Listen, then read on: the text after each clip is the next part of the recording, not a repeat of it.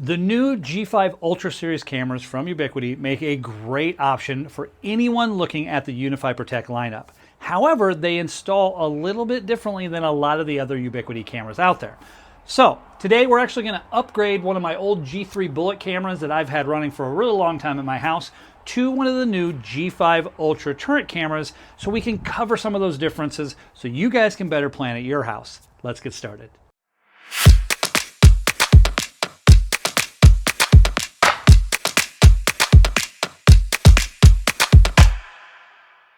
Hey Blueprinters, Tim Tritch here. Thanks for stopping by. So earlier this year, I decided it was finally time to upgrade some of the old G3 bullet cameras that I've had running on my property for a long time. And before I get into anything, I want to say these G3 bullet cameras have done a great job. Every one of them has worked up to the day I replaced it, and I've had zero issues with them, which says a lot because we get some pretty extreme weather here in Nebraska, both with cold winters, hot summers, humidity, heavy rains. We even had hurricane level winds blow through our neighborhood this past summer, which made a mess everywhere. But these cameras have just lasted. They've done a very, very good job. Now, after doing some research, I did elect to go with the G5 Ultra Series cameras that came out back in April. I have a G5 Ultra Dome up on my back deck, which we'll get into here in a little bit. But most of them have been replaced with the G5 Ultra Turret camera, which is my favorite of the two.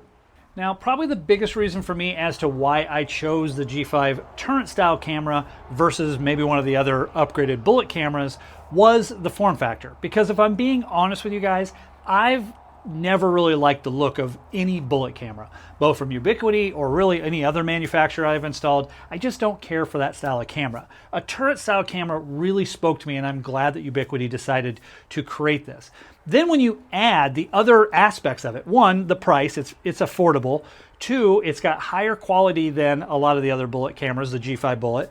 It also has a wider field of view and works better at nighttime. I mean, all those little things add up to make a really great option with Ubiquiti. And so for me, that's what sold the deal and knocked it out of the park for me, and why I chose to decide to go with that style of camera. However, once I got them home and started doing the installation, I realized they install very differently. And so I thought it would be a good idea to kind of share that with you guys, and we'll go through one together and talk about some of those differences, because there's some things you're going to need to know if you're planning on installing these yourself. All right, so let's go ahead and unbox this thing. We'll show you what comes in the package. I don't usually do unboxing, as you guys probably know, but we'll go ahead and just kind of pop one of these things open and see what you get. So this is how the packaging looks. Pretty nice, as you can see.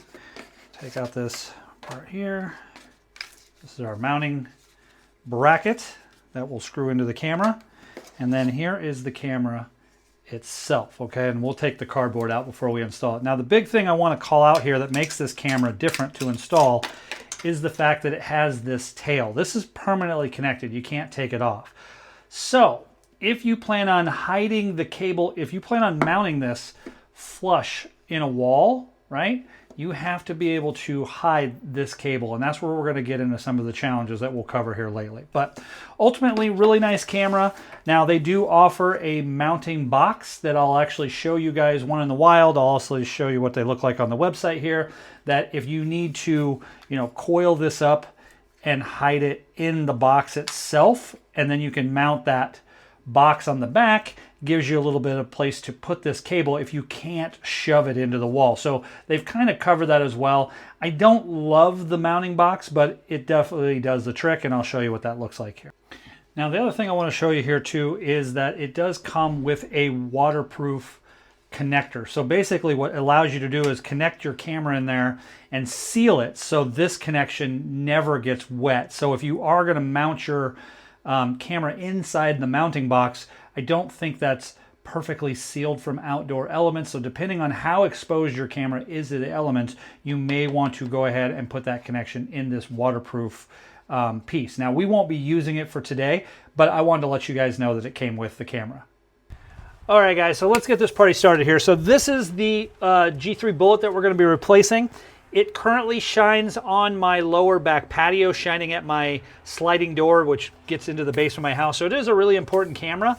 And because it's under my deck, it's actually been a very popular place for birds' nests. So this thing has had many a bird's nest on top of it. Many birds have been hatched over it, which again speaks to the durability of these cameras, because it really has had a lot of dirt and crap on it, and is still ticking. However, I'm hoping with the smaller form factor of the other one, maybe birds won't be able to get in here and make a nest on it. We'll just have to see how that plays out. But this is the camera we're going to take down. So the first thing we're going to do is get it off the wall and get it disconnected.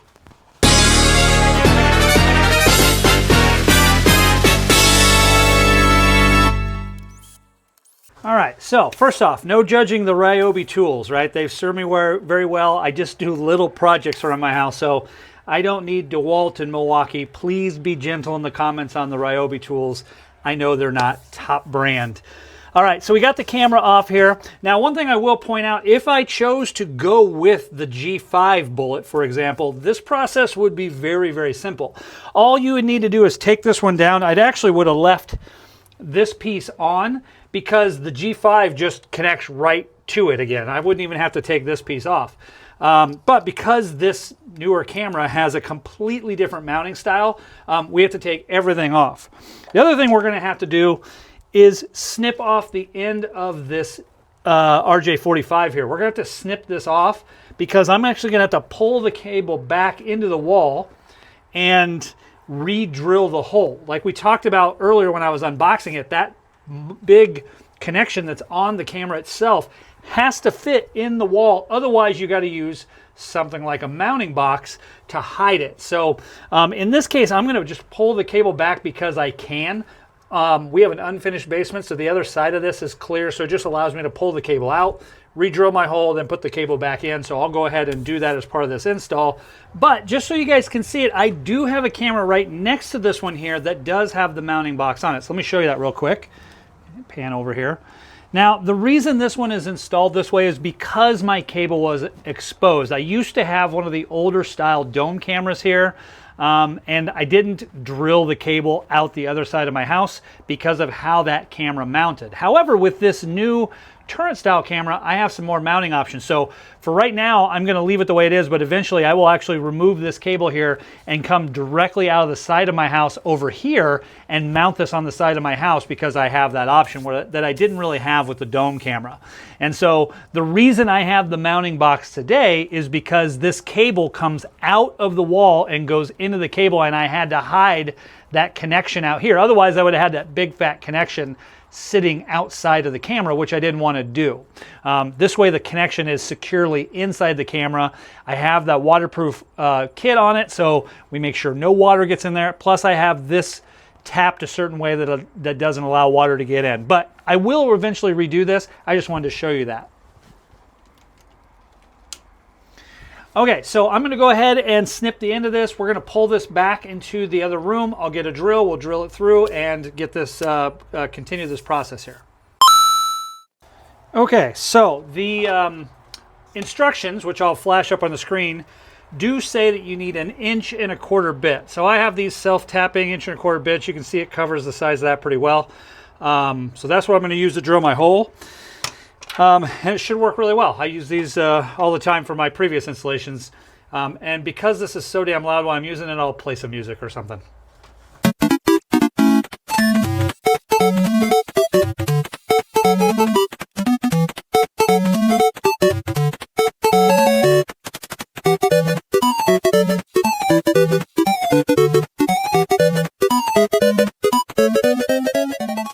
Okay, I know what you're thinking. It would have been faster if I had nicer tools, but as you can see, got the job done. So we're going to terminate this cable so we can connect our new camera, get it mounted up there, and we're done. The big thing is when you're planning this is making sure you can accommodate for this bigger hole. I've talked to a lot of customers who, you know, maybe it's not, if you're putting it in drywall, usually not an issue. But if there's something behind the drywall that can't have that big hole in there, that's where this conversation really comes into play. So there's some scouting that you will want to do when if you're planning on using these style cameras. And I will tell you, the G5 Ultra Dome camera is the same boat. It has the same kind of connector on it. So no matter which style you're doing, you'll want to make sure you can account for having a larger hole. Okay, that's what's important if you want these to sit flush. If you just want to use the mounting boxes like I showed you a minute ago, no problem whatsoever. So let's get this thing terminated. Now in my case, I actually have a lot of extra cable, so I'm going to pull some of that out because I don't actually need it. It's always good to have a little extra cable, but I had a lot. Now, one thing you might notice, I'm kind of old school. I use electrician scissors to terminate my cables. A lot of people don't. They have those little plastic things that you can just kind of take the sheathing off, and they work really well, but this is how I learned, so this is how I've done it over the years.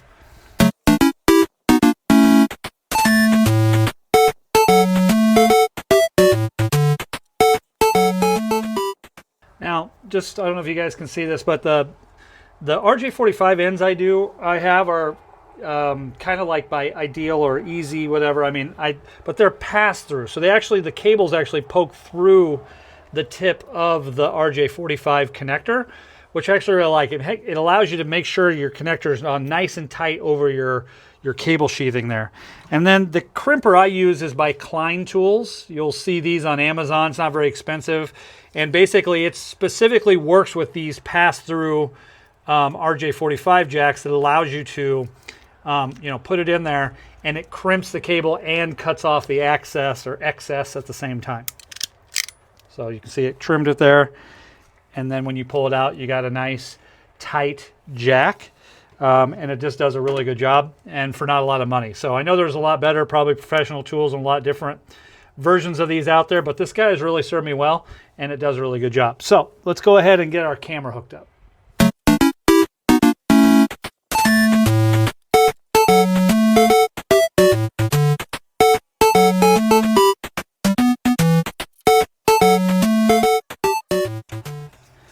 Now before I put the rest of the camera up and get it aimed and stuff, I want to make sure the camera comes online and shows up inside of my Unifi Protect. So I'm just plugging it in, going to kind of let it hang here. Maybe sit, if it can reach my ladder, I'll have it sit on the ladder here. And then I'm going to double check to make sure it shows up inside Unifi Protect. So we'll go ahead and talk through that next. Okay, so you can see the back patio camera's offline, and there's a new one to adopt. So we'll just go ahead and click to adopt to get that process started. That's great. That tells us that our line is working okay, which is really nice. Now, the thing adopts pretty fast, but being that most of these cameras, come off the shelf and they're sitting there for a while, there's usually an update. So as part of this, it'll automatically go ahead and prepare that update. Now, I'm just going to go ahead and let that run for a little bit, and then I'll come back online when it's all done. Okay, so now everything's connected. You can see the wonky view on my ladder there. We'll go ahead and rename the device so we know what it is. And once we get that squared away, we will go ahead and finish up with our install. So everything looks good from this end.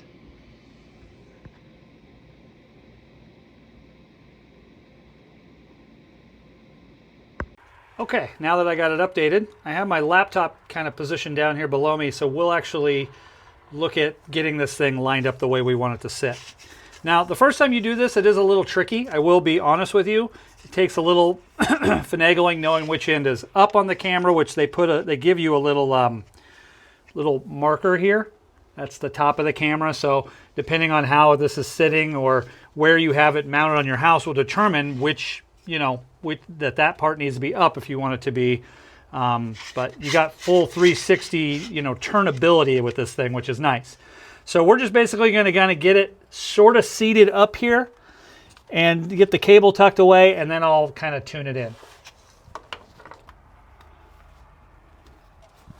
Now, one thing to kind of notice with these cameras too is you do have a wider field of view. So in my case where I had a bullet camera, I kind of had it pointed more directly at the door, and it would pick up some of the outer area here too. But with this one, it has a wider field of view in both directions, so I can kind of shoot it more at an angle, and I'll be able to pick up more of my yard, which I think is a nice benefit.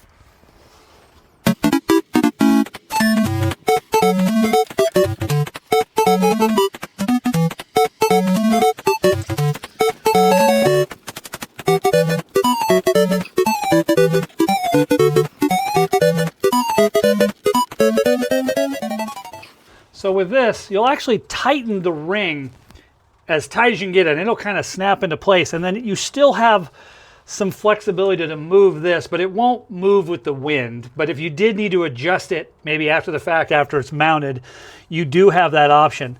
Now it gets a little tight and snug to move where the lens is pointed, so kind of keep that in mind.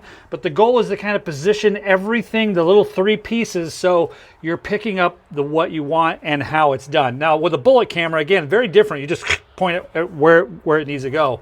There's not multiple pieces to it, but this one does have a couple different things you got to kind of twist and adjust to get it the way you want it.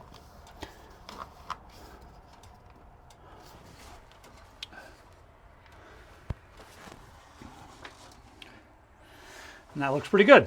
All right, so I don't know if a bird is going to be able to get up there and build a nest on top of this or not. And actually in a case like this, I'm glad I didn't have a mounting box, only because that would have stuck it out even further and would have been even closer to this, you know, joist underneath my deck. So I'm glad it is positioned as close to the house as possible. That's going to give me the most field of view. However, because of what's on the other side of this, how my basement is built, I had to put it up this high. I actually did my original drilling from the other side because there's a wall there and I didn't want to have to go through all the drywall and stuff. So I put this where it kind of needs to be. And so unfortunately that means my options are limited. So I would encourage you guys, kind of keep in mind, if you are installing this under a deck like I am, lower is a little better because you're going to see a little bit better. But what I need to cover, which is my front door and anybody approaching from this direction, all of that is in field of view and we should be just fine. So I mentioned earlier that I had one of the Ultra Dome style cameras, and this is it. I only have one. And you can see it's, again, very small. You compare it to like my fist. It's a tiny little camera here. Even the mounting box is bigger than the whole camera because of how small this thing is. Now I use the mounting box in this case as well because, again, I have this exposed cable getting to where my jack is over here based on location. I couldn't mount it on the top of this, so I put it over here and I had to run a cable out to it. Now, if I didn't use the mounting box, that big thick connector that we've been talking about this whole time would be exposed. I wanted to hide it inside the camera, and so that's why I chose to get the box. Eventually, I may upgrade this to a G5 Turret camera because ultimately I don't love dome cameras. I've had 2 of them now, one's of the older style, and then this one. This was the first of the Ultra style cameras that I bought, and so it was the only one available because the turrets were out of stock, so I bought a dome. Now I love the daytime quality of this camera. It is amazing, the picture during the day, and I'm sure I'm showing it to you on the screen right now. However, where its weakness is night, and I think that's really all dome cameras in general. I'm not even just picking on Ubiquity's dome cameras. However, at night you get glare, you get bugs and dust particles that you can just see a little bit different. You don't get quite as clear a picture. And so I think in general, if you're going to use these as outdoor cameras, you'd be better off going with a turret camera. Now, if you're using it indoors, you might not get some of that glare. It might be better for indoor suited that has some light in the house. Maybe there's some lights always on, or in your business there's always some kind of hallway lights or whatever that are always on. You might not get that with these, but from a nighttime view perspective, I just don't love this camera. So eventually I'll probably upgrade it to one of the G5 Turret cameras, and that way I have all the same kind in my house. But I did want to show it to you guys so you could see it, and this is it. All right, guys, so I'm going to go ahead and wrap things up here. It's starting to get cold and dark, and it is time to go inside. I hope you found the video helpful. I think it kind of helps seeing things side by side and how the 2 different types of cameras install, so you guys can better prepare on your end. Now, I know we didn't go into the mounting box installation for this particular install, so maybe when I replace my Ultra Dome camera with a G5 Turret camera, which I plan on doing sometime down the road, I'm going to need that mounting box because of how the cable is exposed, and so I'll potentially record that for you guys and show you how that part works. But ultimately, with all my cameras, I've been extremely happy with this upgrade. It's a really nice upgrade. I've showed you some of the quality differences in the picture from before to now, and ultimately they've just been really, really great cameras, and I've been super pleased. So hopefully this helps you out, guys. I really appreciate you tuning in and all the love and support you guys have given me. Thank you very much for that, and we'll see you guys down the road in a future video.